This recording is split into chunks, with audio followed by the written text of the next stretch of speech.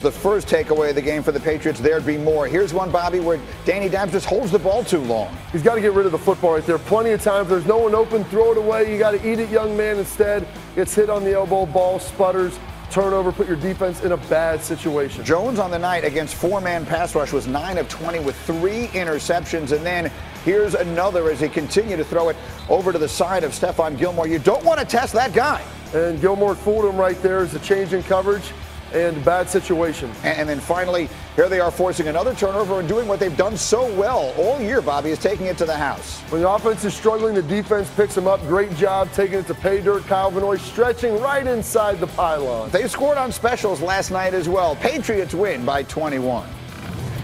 What was going through your mind as you were soaring to that pylon? Just hold on to the ball. I was thinking about Bill, to be honest, because I didn't want to lose the football because I'd have been in some trouble. Just glad I didn't. Were you surprised Jones kept on testing Gilmore? Yeah, he's tripping. Yeah. Stephon Gilmore right now may be the best corner in the league. And if you look at this, including touchdowns from both their defense and special teams last night, the Pats have 5 of those on the season. Again, that's more. It's more than the Dolphins and Jets have offensively combined. And according to Elias, they're the 4th team in the Super Bowl era with more non-offensive touchdowns scored than offensive touchdowns allowed through 6 games. It's a convoluted stat, but it tells a lot. Meanwhile, in this game last night, how is this not pass interference?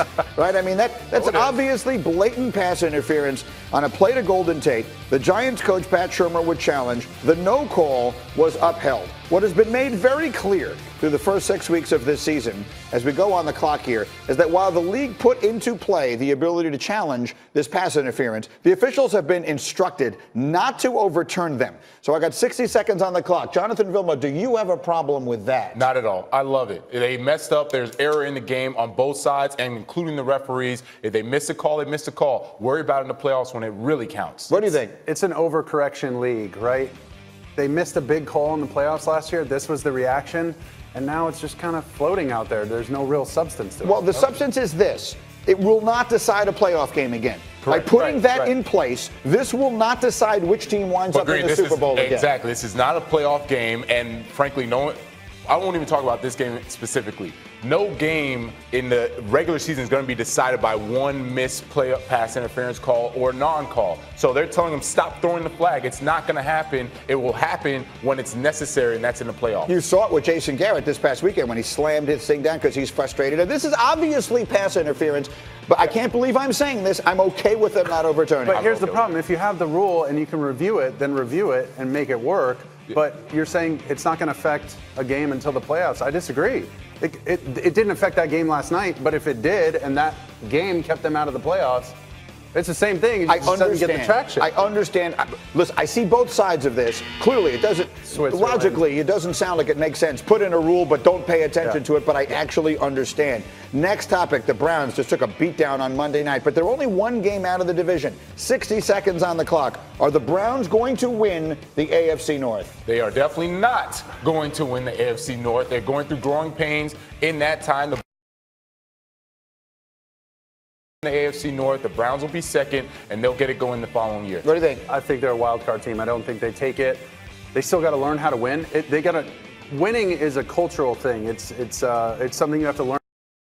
Going, like you said, it's growing pains and learning how to work with a star-studded cast. There's only one football to go around, and if your quarterback's not playing great, that ball doesn't go around as easily. Yeah. And those guys get upset, they get frustrated. So it's going to take some time. To that point, Mark, they can't let all the outside noise, talking about the Browns and what's wrong with them, affect that team and the culture of that team. Just stay the course. I know the old put the blinders on. Put the blinders on. Stay the course. If you look at the state of the AFC right now, the NFC, someone could get left out at 10-6. In the AFC, someone could get in at 8-9 wins. Yeah, 8-8, baby. Right. That's not impossible if you sort of look at the way that the conference is breaking down right now. So I agree they could get a wild card. But the best bet there is to try and win that division, which feels mediocre. One more for you guys. Earlier this week, the NFL upheld its season-long suspension of Vontaze Burfict for that hit on Jack Doyle. 60 seconds on the clock. I'm looking right at you. You're looking right at me. And I'll start from this perspective. When you watch the play live, in regular motion, regular speed, whatever you want to call it, it was not that egregious. You just watch the play and no one said, oh my gosh, what a dirty play or what a dirty hit, until they slowed it down, and then until you realize who made that play. And then everyone all of a sudden started to say, oh, this is just a horrible play. Vontaze Burfict, no business being in the league. When he had the suspension reviewed, you can't sit there and talk about everything that happened in the past. Look at that play and say, does that warrant a year-long suspension? No. In a vacuum, game, maybe. In a vacuum, you're 100% right. I'm just telling you, the optics of him doing that, running off the field with the peace sign, smiling, it's everything else. It's the accumulation of that body of work that makes it look bad. Listen, I don't necessarily agree with that. I learned that same brand of football from an offensive perspective, that you're not allowed to just run through the middle. You get your head taken off, dude.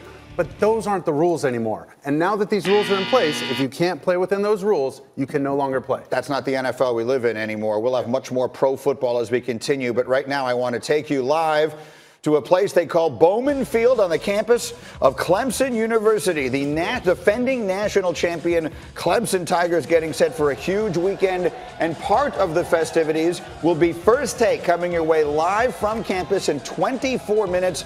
Head coach Dabo Swinney will join them live, and obviously that means Stephen A. is in the house. Look at the enthusiasm that's there. Very quickly, Steve, I have a few things I want to get to. Give us a sense of the vibe down there at Clemson.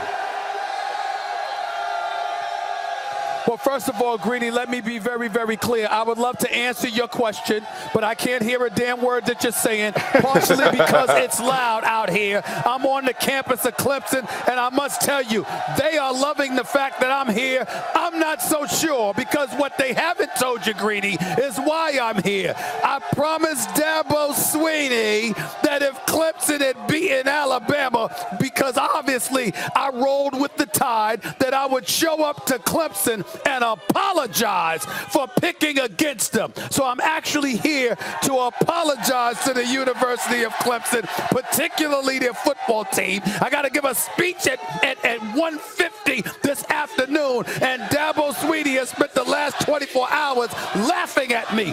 That's the predicament I'm in. Again, I didn't hear your question, but damn it, that's my answer anyway. You answered it just fine. I can't be the only one, by the way, distracted by the Trevor Lawrence behind him. I can't look anywhere else. Anyway, if you can't hear me, we've talked a lot about the Patriots, I can hear you now, whose offense didn't look particularly good last night, but they still win by 3 touchdowns and are unbeaten. How do you feel about the Patriots right now?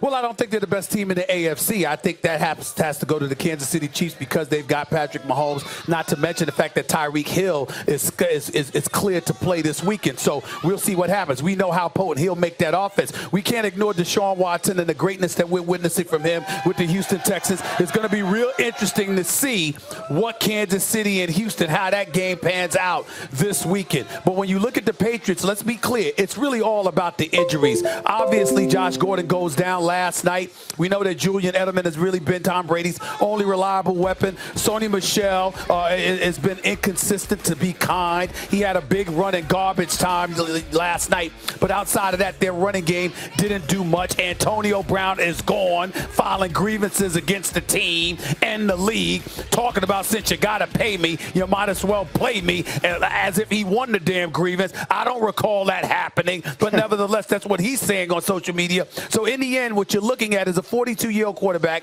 and Tom Brady, who people have speculated as to whether or not he's fallen off a cliff, which I think is utterly ridiculous, when in fact you look at the plethora of injuries that they've had to succumb to. This is what he's working with. They're still 6-0. The road to the Super Bowl would still have to go through Foxborough if the players were to begin the day. Everybody needs to pump the brakes. Remember, we're talking about Brady. Remember, we're talking about Belichick. Remember, we're talking about Foxborough. But still in all, recognize the fact that injuries are something they're going to have to overcome. At this moment, they're not the best team in the AFC, but these aren't the playoffs yet. We're only 6 games in. And very quickly, Steve, if you can hear me, yesterday on this show, Jalen said the Lakers are his favorites to win the NBA championship this year. Do you agree? Yes. I do agree. I think the combination of LeBron James with Anthony Davis is too potent. I think the Clippers are a better team. They're a deeper team. They're a better defensive team. But the combination of LeBron James and Anthony Davis, combined with their physicality and their new identity, Frank Vogel, Jason Kidd, and those boys, they've got them focused on being a more physical, more defensive-minded team. And if they're willing to match that level of intensity that Vogel is insisting upon that we've seen from them thus far in the preseason, I believe actually the biggest threat to them would be the Golden State Warriors once Klay Thompson returns, because of Klay and Steph's ability to shoot perimeter shots. Anybody else is not going to be able to shoot like that, and the Lakers' defensive tenacity, along with the greatness of LeBron and Anthony Davis, should be enough. I think Jalen's right here. I think the Lakers should be the favorite to win the chip. This is going to be a lot of fun this morning. First Take coming your way live in 20 minutes. They are live at 10 a.m. Eastern from Clemson right here on ESPN. Steve, have a fantastic day. Give our regards to everybody down there. Meanwhile, still the